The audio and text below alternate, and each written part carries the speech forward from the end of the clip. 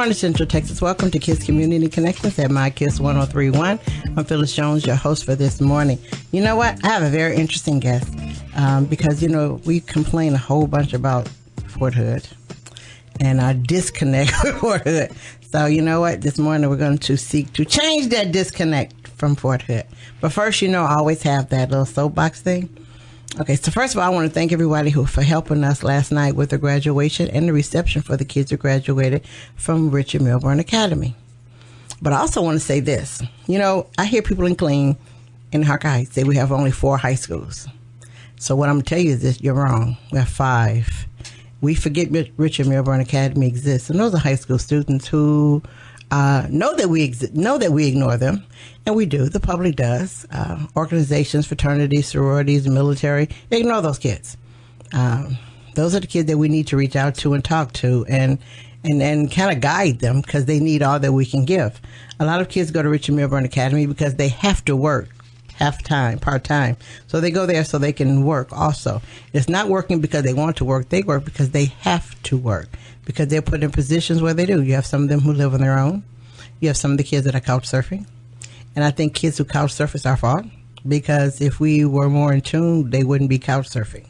In fact, they have a couch surfing network. That's how bad we are as adults in the community that we live in. That's how bad we are that we got couch surfing kids. Does it make sense? We also have some that are homeless. But a lot of those kids they go to Richard Milburn Academy. So I challenge everybody who's listening to me, need to make it a point to go to Richard Milburn Academy, support those kids, say hello to them.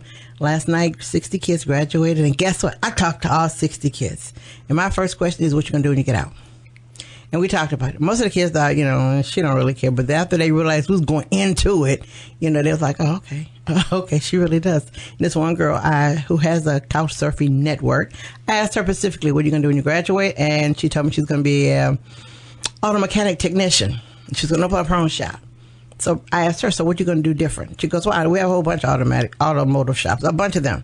So what are you going to do that's different that stands out where you can make money? Well, no one ever asked her that. So she had no clue of what to do, how to go about it. She didn't know nothing of that. She looked at me with a deer in the headlight. So I asked her, I said, suppose you open at 5:30 in the morning and let everybody know you can have them to work by 8 o'clock.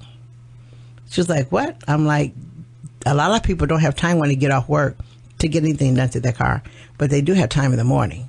I said, so if you did something like that, you might make it. Well, she was sitting there looking at me and she wrote it down because no one ever talked to her like that. So what I'm saying is Richard Milburn Academy is your 5th high school in Killeen, 5th, and it's a charter school, so it's not under KISD, but let's not forget that it exists. Okay, off of that soapbox. Okay, what's going on? I am back doing my first Friday Black Business Cash My Meetups. I know that's a lot to say, but what it is, the first Friday of every month, we're at a different Black business. Our job is to spend money and patronize that business, and the owner has to make sure we come back. So this Friday, we're going to be at Taiku's Bistro. It's on the corner of Avenue D and Gray. We'll be there at 7 o'clock. And also, if you listen to the show, to the radio through the week, mails will be announcing where we will be, what we'll be doing, and everything that make sure you're there. Also, we know that the 2020 census is coming. A couple of weeks ago, I did an interview with one of the recruiters, and I don't know if you noticed, but they need to hire over 400,000 people for the census this year. And why I'm saying this year, because you're getting hired this year. So on Saturday, June 8th at 1 o'clock, I'm going to host a census informational training, I guess you'll call it, because she's going to tell you what the census is, what it entails, what the jobs are, what the committees are, and everything that we need to know about the census to relax people and not think that the government is just trying to get into your business. So the workshop will be this Saturday, June 8th, at the Senior Center at Lions Club Park. And the address is 1700 Stan Sluter Loop. It is free and open to the public, so I hope you'll be there because the census does more than just a people count for the federal government. It's more than them just getting into your business. It's more than what you think it is, and it entails a whole bunch for communities, for states. So it does more than you think. So come out, learn about it. Like I said, learn about the committees, learn about the jobs, learn all about it. But let's be informed so that we make the right decisions. Okay, now for my guests. a friend of mine who works on Fort. In fact, I know both the guys who work for him, but more so I know, and most of us know him as John Crow, but his name is John Miller. But anyway, he texted me one day and he said, "Hey, my colonel wants to come on your show." My answer to him was, "Yeah, right." It was, "Yeah, right, sure, yeah, sure." No, you're not. What are you gonna come on my show for? And I asked John, "So did you tell him that who I am? I'm controversy. I'm that out of the box person." Did you? He said he wants to come on your show and he's ready. I'm like, okay, that's right. So I'm still going. I'm still going. Yeah, right, sure. No, he's some crumb off the street somewhere. I'm thinking it's some stuck-up person. I don't have time for that. I did. I had the whole thing going on. And if you know me, you know I did. Anyway, I talked to him. His name is Myles. It's Colonel Myles Caggins. Yes. And I talked to him on the phone, and I'm like, okay, he doesn't sound like the nut thing I thought he might be. He didn't sound like the stuck-up person that could be, because as you know, some colonels can be, can forget the human. And I think that they're Army strong 24 hours a day. So I'm excited that you're here. Good morning. Good morning. Good morning. I'm excited that you're here because, for a while, Fort Hood used to be friends with the community. We were one. Then after certain tragedies happened, we became a community of two. And Fort Hood we couldn't reach Fort Hood. We didn't know how to get Fort Hood back into the community. And some of us still don't know how to get that back into the community. So what do you do on Fort Hood? Well, first, Phyllis, it's a real honor and blessing to be on the show with you this morning. Cool. You're right. I did talk to John Crow, and I went into the office and I said, "John, we're only reaching out to one radio station here in Central Texas, and it's been that way for about a decade. Wow. Help me get our message out to different audiences that are more reflective of our soldiers, veterans, and the family members who are assigned, affiliated, or once served at Fort Hood." And that led me to you, and I'm just excited and happy to be here today. And one of the things I do in my job as communications director, public affairs officer for Fort Hood, and also III Corps, representing more than 85,000 soldiers across Forts Hood, Fort Bliss in El Paso, Fort Riley in Kansas, and Fort Carson in Colorado, is my duty to lead the communications and synchronize communications across those installations with the soldiers that are assigned to the III Corps and units that many of your listeners have served in. Of course, the 1st Cavalry Division or the 13th Expeditionary Sustainment Command locally, but also the 4th Infantry Division that used to be here at Fort Hood and now is in Fort Carson, Colorado, the Big Red 1 1st Infantry Division at Fort Riley, Kansas, and America's Tank Division, the 1st Armored Division in El Paso, where I was stationed a few years ago as the spokesman. So what exactly does your office do as far as the community, Fort Hood and the community? What do you do? My charter as the public affairs officer and the senior spokesman for Fort Hood and III Corps is to demystify what happens inside the gate at Fort Hood and connect the community, connect the listeners with your Army. And we do that in a couple of different ways. Of course, we have a robust social media presence. People can go on Facebook and Twitter and see what's happening at Fort Hood all the time. And additionally, we do media relations. Just yesterday, the Pentagon announced that the headquarters for III Corps is deploying to Iraq again.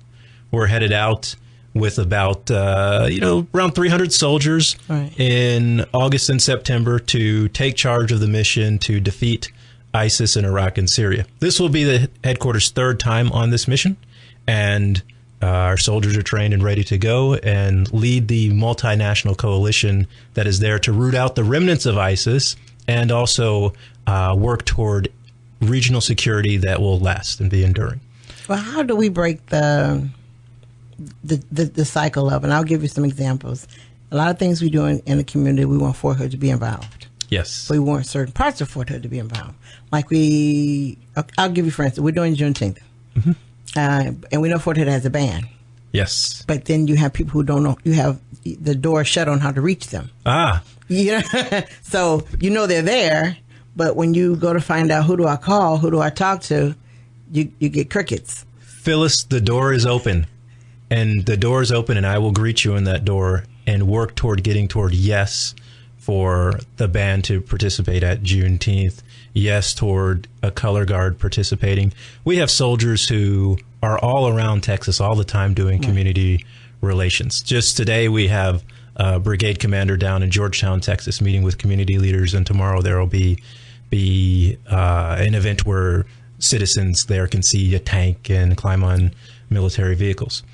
But there's also the unofficial presence that is all the time in Central Texas. The unofficial presence includes this morning many dozens of Fort Hood soldiers or retirees or veterans are participating in a diabetes walk in Killeen. Right.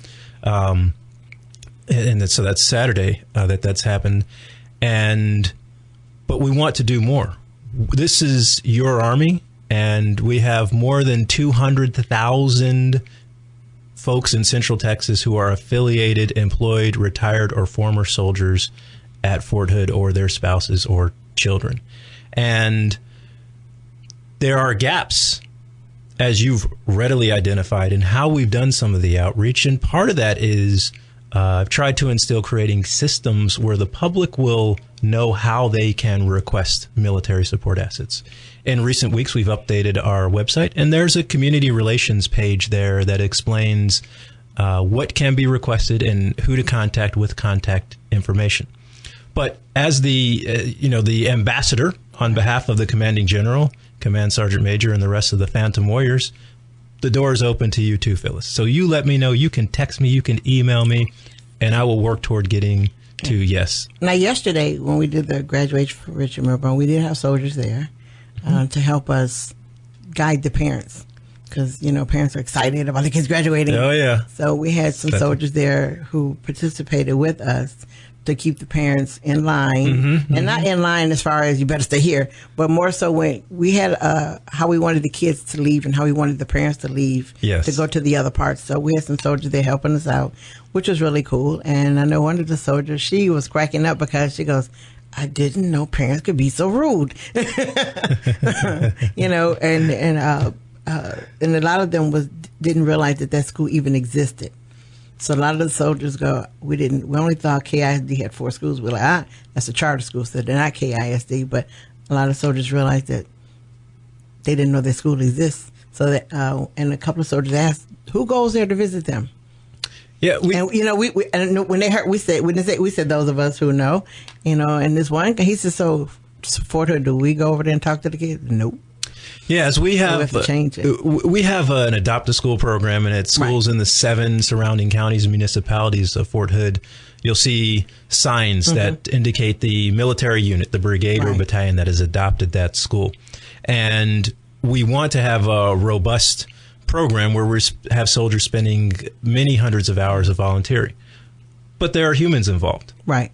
And sometimes as the leaders change, if the leader's focus is not on community outreach, and this is leaders at the lieutenant colonel level, at the sergeant major, first sergeant level, then some of the participation may drop off. Of course, we also have the reality of deployments. Yes. Occasionally we're sending 4,000 soldiers at a time to Europe, Korea, the Middle East, and elsewhere. So that can also influence how much participation there is with Adopt a School. So I want to ask that you all check on adopting Richard Milburn Academy. Richard Milburn Academy. Yes. I need them adopted. All right. I'll take that as a project, and you can have me back on. In fact, I'll bring our education specialist with me next time. With me next time, and she can take you on a deep dive into the program and how it works, because there's also an opportunity for parents and educators to request more support from Fort Hood. We need to know that. That's right. Yeah. And although there's fences and walls around the post, I'm here to knock those down for you. And we need you to do that, because the only way. Okay, I don't have an issue with getting through to Fort Hood, only because I know Steve and John. Of course, that's it. That's my only. Since I know both of them. I know I've developed a relationship with them. I know I was crazy enough one time to be the president for Killeen Branch and NAACP. And that's when the Wounded Warriors Brigade started. Yes. And I wanted to do something. I wanted to present a plaque to the building, to the Wounded Warriors. I wanted to present a plaque. And, everybody told it's going to be hard for you to do. It's going to be, gosh. So I called Steve. I'm like, hey, this is what I want to do. I said, I want our state president to come, and I want them to have a tour of Fort Hood. And I'm thinking he's going to say you crazy, but he didn't. He said, you give me enough time to work on it.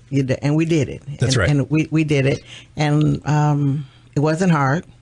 Not at all. The important thing is that I knew who to link up with to get it done, and someone who believed in what we wanted to do to get done. As a soldier, I've been here since July of 2018. Okay. I was here as a captain, as a company commander and a staff officer from October 2000 to January 2005.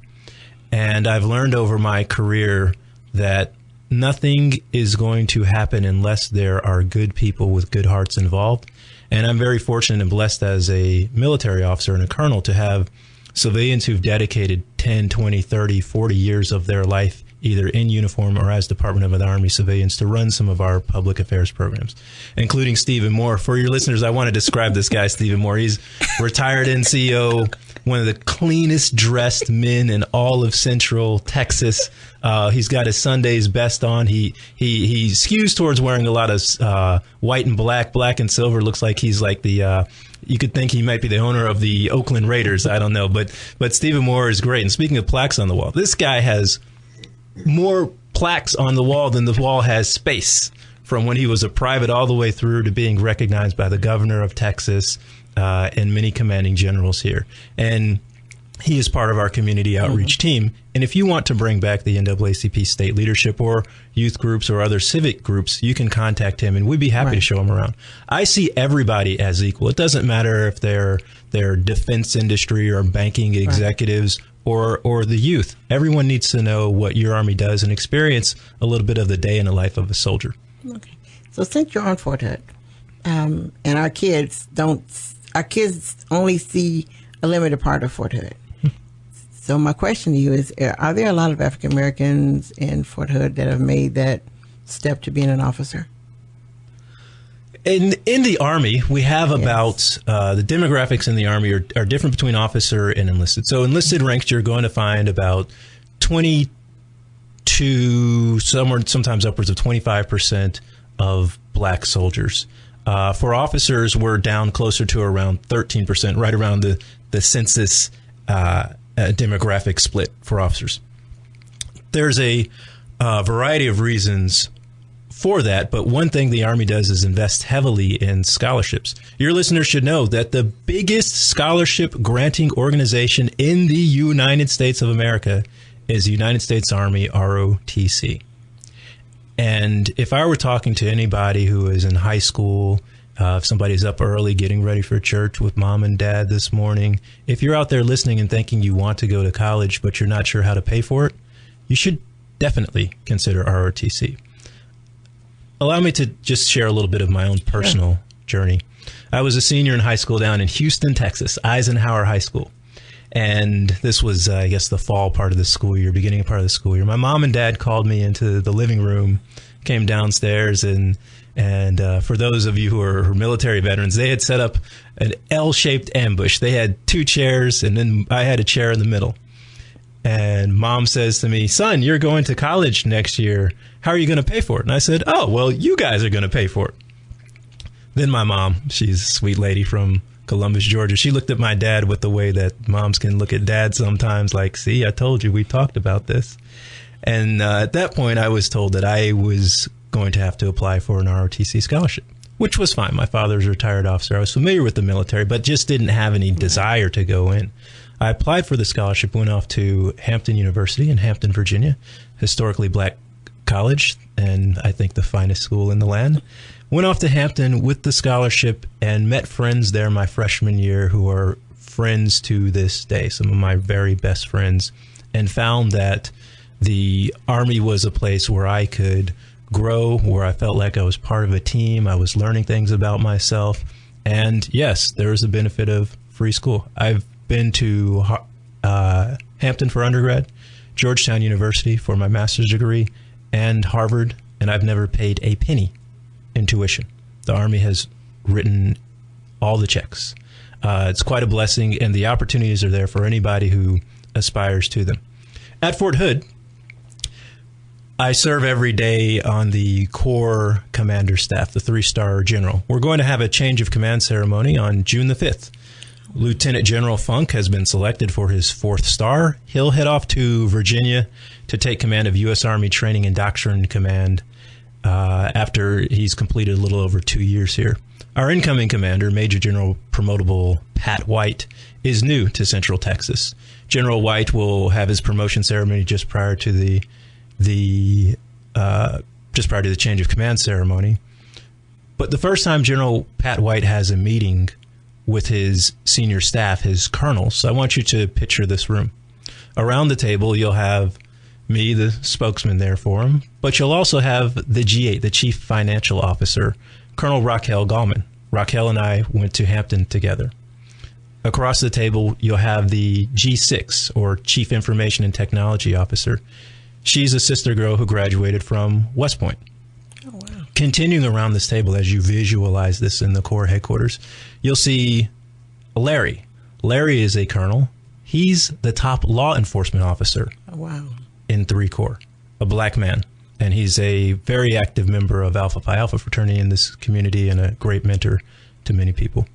If you keep looking around the table, you'll see Stephen Ruth, a black infantry colonel. Stephen Ruth is in charge of our future operations. Next to Stephen Ruth, you'll see Will McKnight, another colonel. Will McKnight is in charge of our daily operations and taskings and operations orders. And I could go on, but there is a presence of black senior officers at Fort Hood in key roles, and most notably just last week at the Operational Test Command out on West Fort Hood. The Operational Test Command is responsible for taking new technology and training, giving that new technology to soldiers to test under field conditions. That is now commanded by Colonel Ron Reagan. I think sometime soon here we'll see Colonel Ron Reagan pinning on a star. So we will have a black general officer here in Central Texas. So how do I get that staff here on my show? Phyllis, I want that done. We're going to have them come out here. Good. We're going to have them. Because our kids need to see that. That's right. They need to hear it. Because it's when you read about it, it's like, yeah, okay, fine. It is. It's the kids, our kids today, we need to realize that we grew up with reading and with books, which was okay for most of us and some of us not. But now our kids are visual. Yes. And they want to hear and they want to be able to see. Yeah. And adults too, adults as well, because we teach our children. So I would like that staff to be on my show so we can talk. Phyllis, we will get the staff on your show. We also have Colonel Dietrich Trotter. She's the brigade commander commanding our military intelligence brigade on West Fort Hood. Key leadership position, delightful in every way. And it is important for young people to see themselves in these roles. Yep, it is. And that can give them inspiration. It can also give them humans who they can aspire to be like and pattern their life after. Right. And know that there's somebody who's walked a mile in their shoes and looks like them. Now, let me give you some reality, too. We just celebrated our 101st year birthday at 3 Corps. So we've been around since World War I. And we have a big banner in the headquarters. And the banner has all the previous 60 commanding generals. All of those 60 commanding generals are white males. I walk past this banner every day on my way to my office.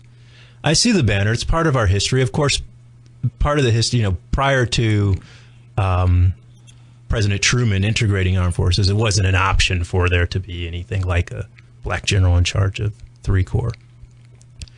But I also recognize that with us at the table now, right, we've had to come up, we've had to prove ourselves over time, and the Army does offer opportunities for us to ascend to the highest ranks.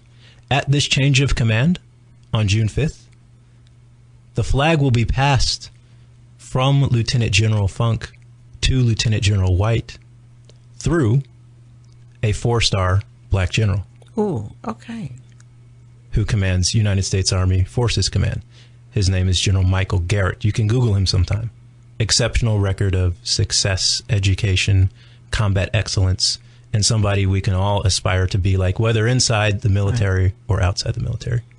See, that's cool. Those are things our kids need to see, because kids strive to the highest of what they see. And I'll say in school, I work for KISD, and we watch our kids. We watch the kids, and you watch who they look up to talk to. And my thing is that we all should look, as staff, we all should look like the person that a kid wouldn't mind walking up to you saying, I'm having a bad day. I want to be that person that the kid feels comfortable talking to, saying, you know, I don't feel good today. My foot hurts. We want to be that person, but we also want to let them know who we are and and we need to mimic with the kids, but also the kids look at what color we are. Mm-hmm. And they look at, they want to know, what do you do other than that? I was talking to one of the kids, and she was like, you all have all summer off. You know, all summer off. She said, y'all used to just have Saturday and Sunday. I said, I don't have Saturdays off. She goes, why not? I pre-record a radio show. So she looked at me, she goes, you don't have a radio show? Yes, I do. You know, and she goes, I just thought you work here. Most people do. I said, yes, but I have an outside life. I pre-record a radio show on Saturday mornings. I say, so, no, I'm still working, even though I'm not working. You know, so every day from that, me and her had a conversation. Every day, yeah. Just something to say to me, just something, you know, because she realized that I'm not just the person at work all day with kids. I actually do something else and do something to her that was fascinating. So she grew up, and, you know, she says, hey, when I grow up, can I do a radio? Yes, you probably can if you try for it. She said, did you try for it? No, it was given to me. I said, but it was given to me by what I do in the community and the person that I am.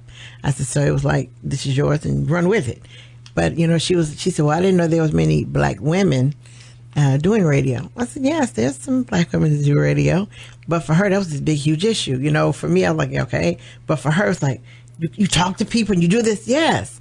You know, so she came back next. She said, tell my mother that you're black and you're a radio show. Okay. You know, but our kids need to see things like that. And such as in the military, our kids need to know that they're Hispanics that achieve high in the military, but they need to know that African Americans are achieving, and they need to know that it doesn't have to be a wish. That's right. They need to know that it can actually be something that they do, and we need to correct that so that they see you. Phyllis, look, I'm in the United States Army, and I am a proponent of excellence and a proponent of black excellence. And our country needs excellence from everybody. The reason why our Army is so great is because we draw from a pool all across the nation. Right. Let me talk to you a little bit more about diversity and inclusion, because this is really inclusion, as I've described. Yes. General White at the table with his staff. Colonel Willie Rios from Houston, Texas. Hispanic guy. He's in charge of all the logistics for all of the 3 Corps all around the world. All around the world. Speaking of radio, the absolute very best broadcaster for the public affairs soldier, her name's Ashley Torres Martinez. She's superior in what she does, and there's a path for everybody there. Right. And if you have a moment, I'd like to talk a little bit about what I call the straight A's for success. Sure. I've learned over my life through personal experience, or sometimes renting experience. I think in life you can rent or you can own experience. So renting experience is I see something that's happening to somebody else, but I'm not directly involved and I learn the lesson. Owning it is I'm directly involved and I learn the lesson personally that may come at some sacrifice or a consequence. And the straight A's for success is something that I talk to young people about, because I think it's a path in any career field or anything that they want to do, of 5 A's, and I'll tick those off and describe them in a little more detail. Aspire, acquire, achieve, acknowledge, assist. First, you must aspire. Things start with a dream. Some of your listeners are Biggie Smalls fans, and you'll remember the song Juicy. It started out with a dream. I used to read Word Up magazine. Everything in life, you have to start out with a dream. You sometimes just want to get up and get out of bed in the morning. Other times, people might have a financial goal, seeking a promotion or an academic achievement, or just trying to hook up with that guy or girl who you're interested in and start a relationship.